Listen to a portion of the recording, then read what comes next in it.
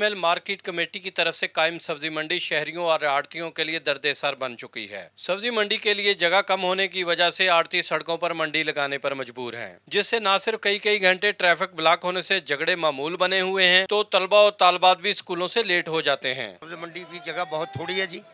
Road के ऊपर मंडी लगी हुई है, सारा रोड ब्लॉक हुआ है, स्कूल के बच्चे पढ़ने जाते हैं, सारी ट्रैफिक जाम हो जाती है।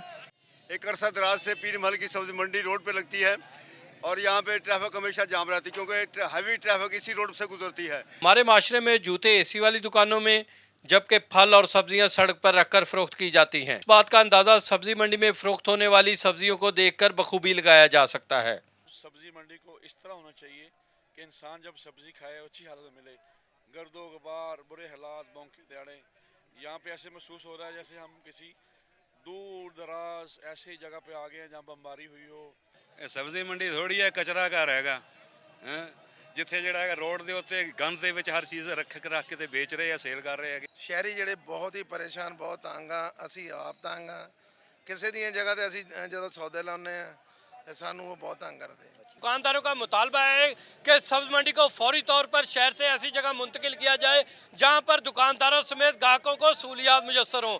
कैमरामैन नवीद महमूद के साथ मोहम्मद खालिद एम के ARY न्यूज़ पीर महल।